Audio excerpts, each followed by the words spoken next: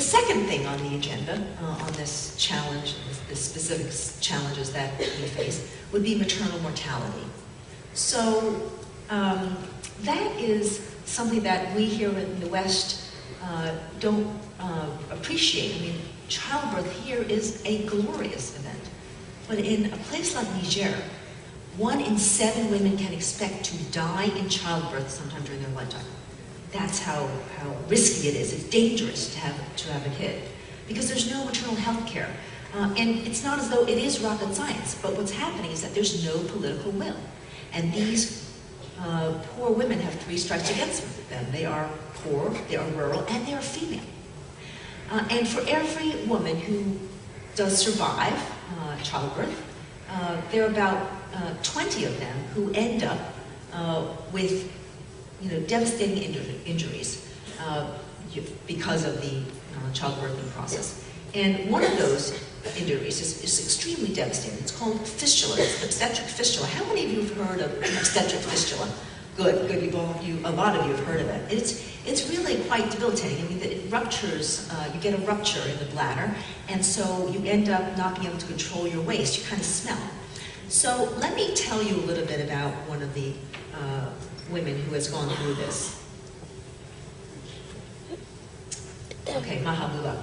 Mahabuba is she was 13 years old when she was married against her will. She lives in Ethiopia, and she basically got pregnant. She ran off to the bush to have the baby on her own. She was really young, and so she had obstructed labor, and the baby died, and she ended up with a fistula.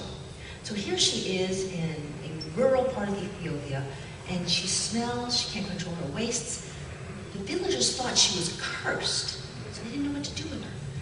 Finally, they put her in a hut at the edge of the village. They ripped off the door so that the hyenas would get to her. That night, she found a stick in the hut, and she fought off those hyenas with a stick. She was 14 years old. And then the next day, she knew that if she could get to the nearest village, that there was a foreign missionary, one of your comrades, who she knew that person would help. Well, she had a little bit of damage, nerve damage as well, so she couldn't walk very well, so she actually crawled. And it turns out that the village was 33 miles away. She crawled, and at night, again, to avoid the hyenas, she climbed up the trees and slept in the trees at night. So her was a survivor. She arrived half dead at the doorstep of the foreign missionary. He took one look at her and knew exactly what had happened. He rushed her off to the Addis Ababa Fistula Hospital. She was repaired in a $350 operation.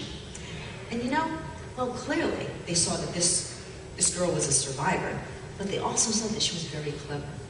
They made her a nurse, and now Mahabuba is saving the lives of hundreds, if not thousands, of other women who face the same predicament as she did. She is part of the solution. She is not the problem. She's paying back in droves. This is an example of a woman who is now part of the solution and not the problem. So you can see how effective, if given the chance, that these women can become.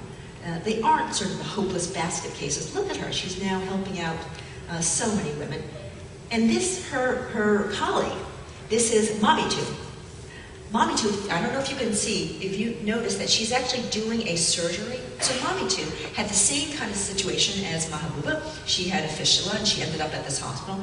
And they noticed, the doctors, that, wow, she was really flexible with her hands. So she is the top trainer surgeon. She's the top trainer for surgery in that hospital. So that means when new doctors, educated doctors, come into the hospital, she trains them in fistula surgeries. It just so happens that Mamitu is illiterate. Doesn't read or write. So after a few years doing this, she became so embarrassed, she actually enrolled herself in school, and the latest we heard, she was at the 3rd grade reading level. Again, Mamitu is someone who is now part of the solution, and she's paying back in droves. She's really a productive member of society. And this is the kind of example that we see. Women who, you take that the village has sort of written off, they really can contribute, just far more contribute to to society and the local community in ways that anyone ever expected. So I've talked a lot about some of the really challenging aspects. There are solutions.